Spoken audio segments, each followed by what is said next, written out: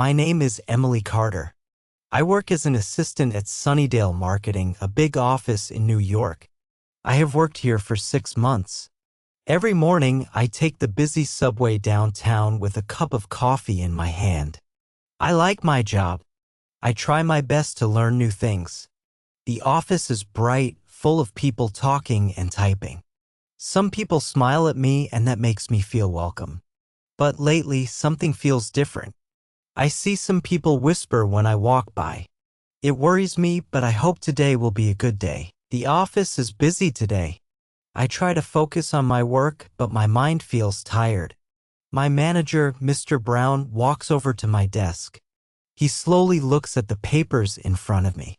"Emily, did you finish the client report?" he asks. I shake my head. "Not yet, I am still working on it," I say. Mr. Brown looks at his watch. "It needs to be ready this morning," he says, and he walks away quickly. I feel nervous. I try to write the report faster, but my hands shake. My heart beats fast, and I worry I will make a mistake. Suddenly, I hear 2 coworkers laugh at the next desk. I hear my name, and I see Sarah, who has worked here for many years. She looks at me and then whispers something to Ben. They both laugh again. I do not know what they are saying, but I feel cold inside. I try to ignore it, but now my eyes feel hot with tears. I must not cry at work. Instead, I look back at my computer and try to type. My fingers press the wrong keys, and I must delete what I wrote. I feel slow and tired. The more I try to hurry, the worse I type. I think about the first days at work when people said, "Good morning, Emily." Now, less people talk to me. I remember once Sarah offered to help me with a project. Now she turns away when I ask questions. I wonder if I did something wrong. Did I say something that upset her? Was my work not good enough? I wish I knew. Maybe I am just too quiet, or maybe I do not know enough about this job. I hope nobody thinks I am weak. Later, at lunchtime, I walk to the kitchen to heat my soup. The small room is full today. When I enter, the talking stops. I stand at the microwave, stirring my soup. Sarah and Ben sit at a table in the corner with others. I can hear them giggle sometimes, and I think they are looking at me. I want to leave, but I need to eat. My hands tremble and my stomach feels tight. I stare at the wall and wait for the food to be ready. I just want to finish the day, to go home and rest. My hope is to find a friend in the office, but I am not sure how. After lunch, I return to my desk. There is a sticky note on my computer. It says, "Smile more," smiley face with a drawn face. I do not know who wrote it. My cheeks burn. Am I not friendly enough? My mind is full of questions. I want to talk to someone, but I do not want to bother them. I try to finish the client report before Mr. Brown checks on me again. My head hurts, and I wish the day would end soon. The afternoon starts with a loud noise from my email. Mr. Brown sends a message and the subject says, "Urgent, client report due soon." My hands shake. I know I must hurry, but I cannot stop thinking about the sticky note. I reread my report looking for mistakes, but now every sentence looks wrong. My face feels hot and my heart beats hard. I try to calm down, but new emails keep coming fast, asking for updates and documents. It is too much at once.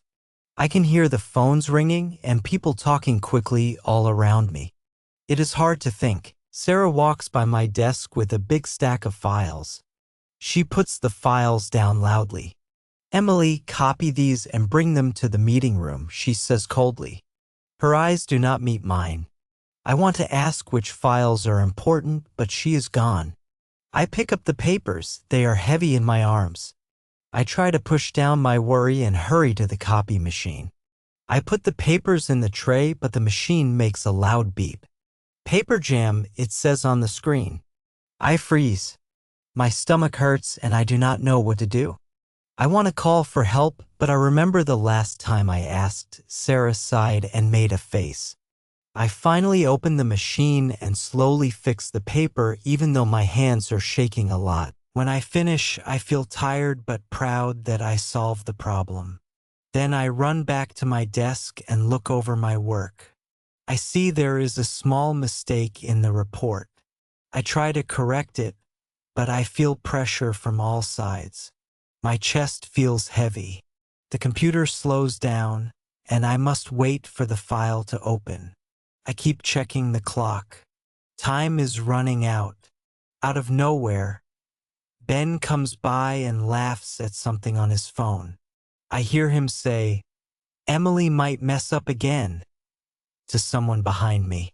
My ears burn, and I want the ground to open and hide me. Just as I am about to finish the report, the meeting reminder pops up. I have only 5 minutes before the team meets with Mr. Brown. I print the report and rush to the meeting room. The chairs are full. All eyes are on me as I come in late and out of breath. Mr. Brown looks unhappy. He takes the report, flips through it, and points out a small typo. "Careless," he says, shaking his head. I feel everyone glance at me. I stare at my hands, wishing I had double-checked my work. All these things feel like too much. I am tired of feeling small and alone. My eyes water, but I blink fast so no one can see. I decide I cannot keep doing things the same way. I think maybe I must be brave, ask for help, and stand up for myself. If I do nothing, things will not change. But if I try, maybe I can make my place here better. I take a deep breath and promise myself to do something, even if it is hard. The next morning, I ride the subway with my coffee, but my hands are not steady. I keep thinking about yesterday. My heart is full of fear, but under the fear, there is something new, anger and hope. I decide I cannot stay quiet anymore. If I want respect, I must use my voice. At the office, the mood feels sharp, like rain in the air before a storm. I hear giggles and whispers as I hang up my coat. My chest feels tight, but I hold my head high and walk to my desk. After 10 minutes, Mr. Brown calls me to his office. He closes the door and looks serious. He talks about the careless mistakes in my report. He says the team is not happy. As he speaks, I feel very small, but I do not lower my eyes. I say, "I understand I made mistakes, but I am learning, and I need support from the team, not just criticism." My voice trembles, but I force myself to meet his gaze. He is quiet for a long moment, surprised. I see him really listening. "Are you saying you feel the team is not helping you?" he asks. "Yes," I say a little louder now. "I want to do good work, but sometimes I feel shut out or laughed at. I just want a fair chance." My hands are cold, but I feel a little proud for saying the truth. Mr. Brown lets out a slow breath. Then he says, "Thank you for telling me. I will look into it." My head feels dizzy when I step out, but my spirit feels lighter. Back at my desk, I see Ben and Sarah whispering again. This time, I walk over. My legs shake, but I do not turn away. I say, "Can we talk for a minute?" They look surprised. I want to know, have I done something wrong? I hear whispers and laughing, and it feels like it is always about me. We are supposed to be a team. For a moment, no one speaks. Ben looks at his shoes. Sarah plays with her pen. Finally, Sarah says, "We didn't think you cared. You don't talk much. Maybe we just got off on the wrong foot." Her voice is quieter than usual. I feel my anger melt into tiredness. "I care a lot. I'm just new and I want help, not jokes," I say. Ben shrugs. "We were just playing around," he says, "but I guess it wasn't funny to you." I take a deep breath. It's not. I want to belong here, but I need it to feel safe. Something shifts in Sarah's eyes. "Okay, we'll try to be better," she says. That day, we have another team meeting. I force myself to talk more, to ask questions even when my voice cracks. The others listen. I make a small mistake in the presentation, but I fix it quickly and push on. My hands still sweat, my cheeks still burn, but I finish my points. Mr. Brown nods in approval. After, when the meeting ends, I feel tired but brave, like I have climbed a mountain. The hardest part was speaking up, but now I know I can do it again when I need to. After the meeting, the air in the office feels different. It is still quiet, but it is not the same kind of quiet as before. I go back to my desk and open my emails, expecting to see more urgent messages or maybe some cold words from the team. Instead, I see a short note from Mr. Brown. "Thank you for your honesty today." He does not say much, but the words make my heart feel warm. As I read them, I notice Ben looking at me with a strange expression, almost like he wants to say something. Later, Sarah passes by my desk. She stops for a moment, looking unsure. "Emily, do you want to join us for lunch today?" she asks. Her voice does not sound sharp. It sounds softer, maybe even hopeful. I am surprised. For a second, I do not know what to say. My mind is racing. I think maybe she is being kind, or maybe she really wants to try again. My stomach feels tight. Just yesterday, I felt sure I would eat alone forever. I say yes, and she smiles a little. She tells Ben, and he nods. For the first time in a long while, I feel a wall between us start to come down. During lunch, I am careful with my words, but the room around me is not full of giggles and whispers this time. Instead, Sarah asks me how I like New York, and Ben tells a funny story about his trip home in the rain. I even laugh along with them, and for the first time, my laugh feels real. I think now maybe people can change, or at least try to change if someone is honest with them. After lunch, I notice I work faster. My hands do not sweat as much. Something inside me is lighter. With every small task, I feel a bit more sure of myself. The emails I get are not so sharp, and Ben asks, "Do you need help with the new system?" Normally, the question would make me feel small. Now, I see it as a way to build a bridge. "Yes, thank you," I say, and he shows me how to fix a setting on my computer. I want to believe this is a good start. Of course, not everything is easy. There are hard moments during the afternoon. I almost forget to send an important file, and my hands shake a little as I hit send. I see someone looking at me from across the room. A worry comes back for a second, but then I remind myself I can handle this. I stood up once, and I can do it again. I think maybe my biggest change is not from getting respect outside, but from feeling stronger inside. By the end of the day, Mr. Brown walks by and says, "Good work, Emily." I nod, and in my mind I am proud. Not just because I did my job, but because I found the courage to speak. That was the most important lesson. No matter what comes next, I know now that standing up for myself can change things, even if it starts small. And that is something that nobody can take away from me. That night, after work, I walk home slowly. The city lights shine and the noise from the streets feels softer. My mind is busy with everything that happened at the office. I remember my own voice speaking up to Mr. Brown and my coworkers. Just a few days ago, I thought I had no power.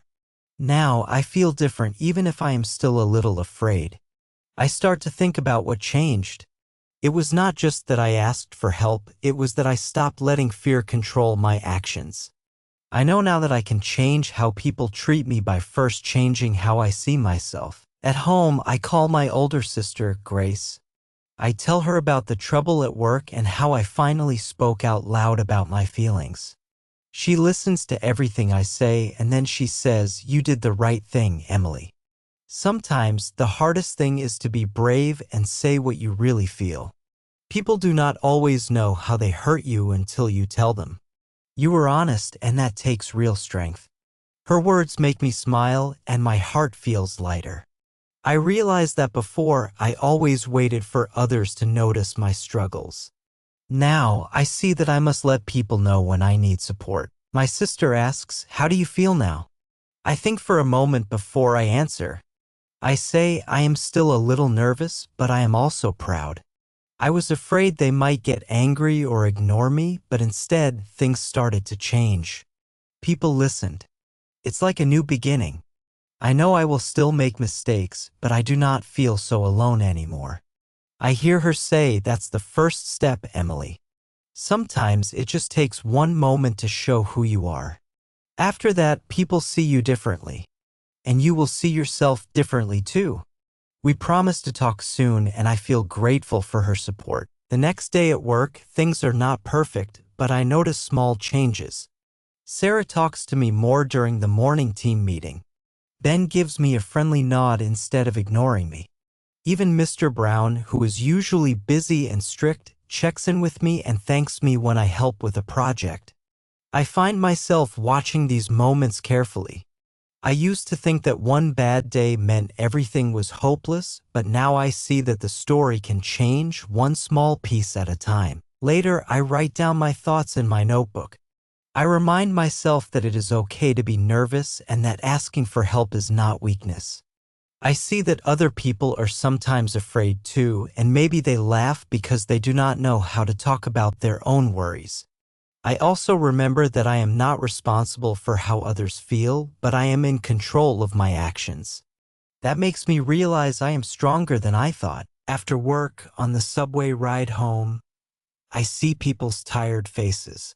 It makes me wonder how many are fighting quiet battles, just like I was. I promised myself to be kinder to others, to notice when someone is sad, and to use my courage to make small changes each day.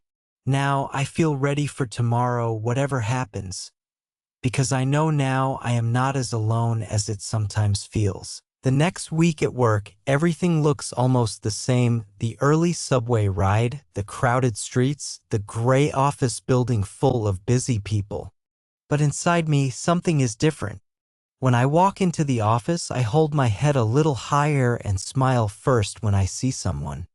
I notice how, before, I made myself small and quiet to avoid attention. Now, I choose to walk steadily to my desk even when people are chatting or glancing my way. The fear I used to carry is sometimes still there, but it is softer, not as strong as before. I remind myself of my promise to be brave. During the morning meeting, Mr. Brown asks if anyone has ideas for a new client project. My heart starts to beat faster. For a second, I freeze, just like before. But then I remember how I found my voice last week, and I decide to speak up. I share a simple idea explaining how we could make our advertisements easier for clients to understand. Everyone is quiet for a moment. I worry, but then I see Mr. Brown nod and write down my idea. Sarah smiles and says, "That's smart, Emily." The warmth in her words makes me believe in myself even more. After that, I listen carefully to others and say what I think when the right moment comes. I do not hide anymore. My day is not perfect, but now when challenges come, like a last-minute task or a confusing email, I do not panic. If I am unsure, I ask Sarah or Ben for help using a calm voice. I notice they answer me nicely and we laugh about little office problems together. I also try to help them if I notice they are busy. After finishing my own work one afternoon, I offer to make coffee for Sarah and she looks surprised but happy. This small act makes the room feel friendlier, and I know that even small kindnesses build a better place for everyone. One afternoon, there is a problem with a file for an important client. Normally, I would sit hoping someone else would fix it, afraid of making it worse. Instead, I tell Mr. Brown right away and offer to search for a solution. He listens, and together we fix the document just in time. At the end of the day, he thanks me for being honest and helping quickly. His words feel real, and I smile all the way home. Most of all, the change is inside my thinking. I realize now that I control how I react to problems. Instead of thinking I am not good enough, I start telling myself I can learn, I can ask questions, I can keep going. I am not suddenly perfect, but every day I try to remember I have value, no matter what anyone else says. My confidence grows through each small step. When I see someone else looking lost or worried, I try to give a smile or ask if they need help, hoping they feel a little less alone, the way I did when things slowly started to change. With each new day, I make new plans. I want to keep learning and getting better at my job. I think about joining an office group or even offering to help plan an event. Now, if I have new ideas, I do not keep them closed up. I let myself share. My job is still hard some days, and not every challenge is easy, but I see now how much can change when I believe in myself first. I know there will be hard moments ahead, but now I do not feel just like the joke at the office. I feel like someone worth listening to, and that thought stays with me long after the workday is done. Friday afternoon arrives, and I watch the city skyline through the office window as the sunlight falls across the desks. 6 months ago, I would have stayed quiet and small at my desk, hoping each day would pass without any more jokes or whispers. Now, things feel different both outside and inside. My desk is in the same spot, the office buzzes as always, but I am not the same person anymore. Today, when Mr. Brown gives out the new project folders, my hands do not sweat as much. He asks me if I want to lead a small team for next week's client project. For a second, old fears return, tapping in my heart. But I look back at him and say, "Yes, I will do it." He nods and gives an encouraging smile. When Sarah and Ben find out they will be on my team, Sarah smiles at me, and Ben says, "Looking forward to working together." I even smile back, feeling truly ready. When I sit with my team, we plan together. I listen more deeply now and share my thoughts without waiting to be asked. I notice how helpful everyone is, not just to me but to each other. If someone makes a small mistake or feels lost, I encourage them the way I needed encouragement just a short time ago. In those moments, I remember how important kindness is. The air feels lighter. For the first time, when someone laughs, I join in easily. It is not laughter at me, but laughter between us as real coworkers and real teammates. As the team works, we make some mistakes, but nobody gets angry. We talk things out and find ways to fix problems together. When a deadline feels tight, I remind everyone we can always ask for help if we need it. It feels good to say that out loud and mean it. Each small step builds my confidence. When the workday ends, Mr. Brown calls us into his office to talk about the new project. We present our ideas, and I find my voice is clearer and stronger than before. He listens and thanks the team, then says to me, "Good leadership, Emily. I can see you growing each day." I thank him, happy not just for the praise, but because I know it is true. Slowly, I have learned more than just marketing skills. I have learned how to stand up for myself and for others, how to be honest about what I need, and how to be a part of a team. Now I see that even on hard days, I can handle challenges. As I gather my things to leave for the weekend, Sarah stops by my desk. "You did great, Emily. I'm glad you didn't give up before," she says. I thank her, and for a moment we both remember how things used to be. There are still small shadows from the past, but they do not feel heavy now. They are just reminders that hard times can lead to something better if I do not hide from them. Walking to the subway in the evening light, I feel hopeful. I know every job brings new challenges and not every day will be easy. But now I carry with me a quiet strength. I am no longer afraid to learn, to ask for help, or to use my voice. It took time and courage, but now I know I do belong in the office and in my own life. Tomorrow, I will keep learning and growing, one confident step at a time.